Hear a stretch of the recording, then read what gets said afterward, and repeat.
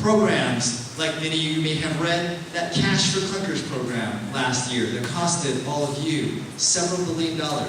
A program which was created to save the American auto industry, a program which CNN estimated costed all of you $24,000 per vehicle sold. That's right, $24,000. It actually would have been cheaper for the American taxpayer to just have bought new cars and give them away. But of course, even worse than that, you look after that Cash for Clunkers program went forward, General Motors, Chrysler are in bankruptcy, Oldsmobile, Saturn, Hummer, they all no longer exist. We are concerned about problems like this $860 billion stimulus package, which was passed 14 months ago.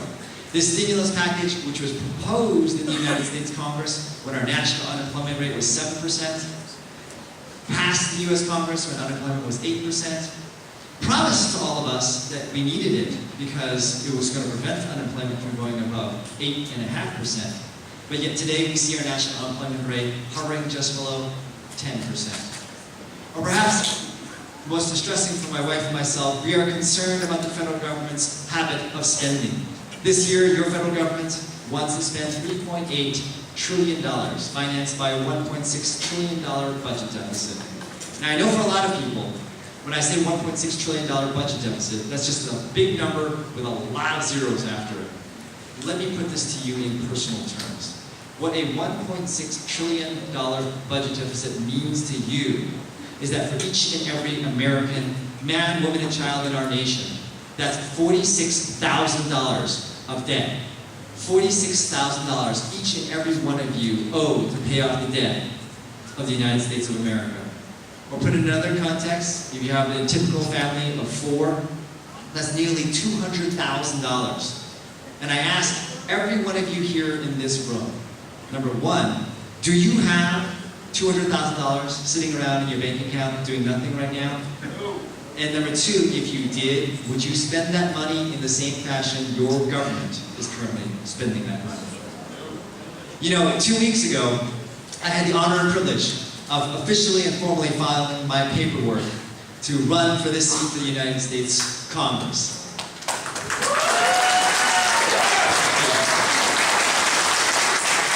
By coincidence, the day I filed my paperwork, my youngest daughter turned 3 years old. And after I signed my paperwork and I was walking outside, one of my campaign supporters came up to me. And he had a granddaughter who was also 3 years old. And he showed me a shirt. And that shirt read, "I am 3 years old, and I already owe the federal government $46,000. In a nutshell, in a t-shirt, that is exactly what's wrong with our Congress now. And that's why we need to change things.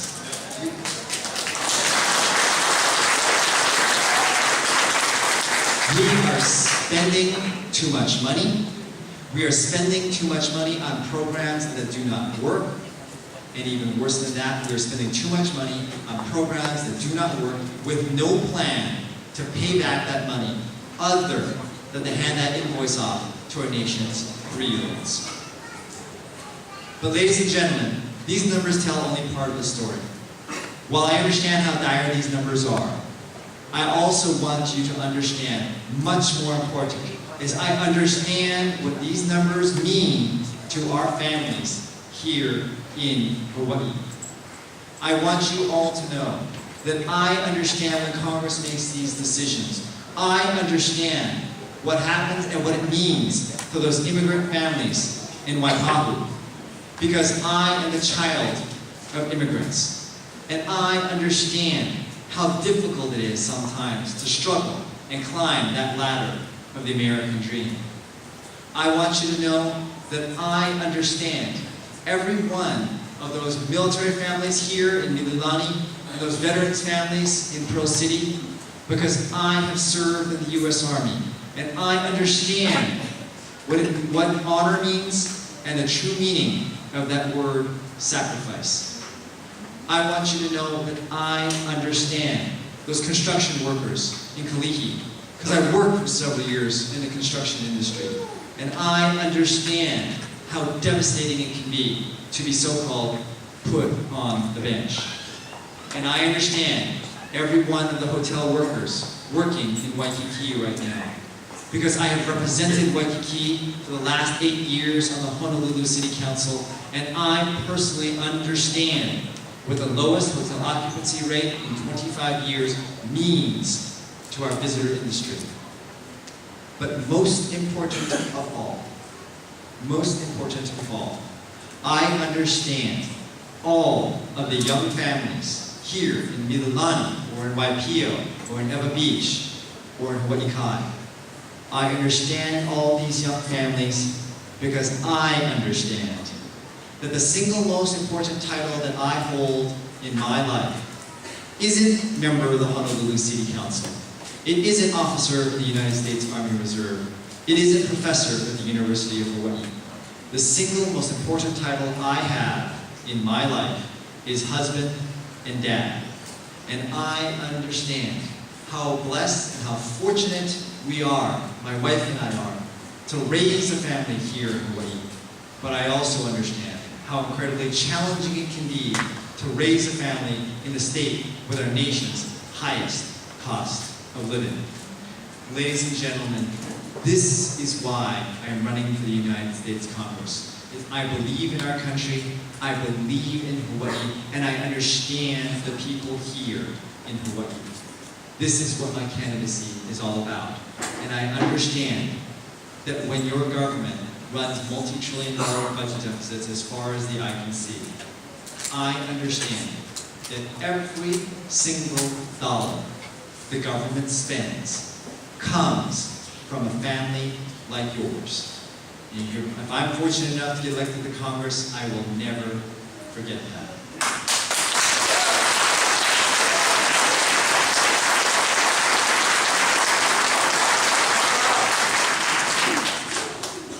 Now, ladies and gentlemen, I want to also convey to all of you how incredibly important this coming election is for all of us here in Hawaii.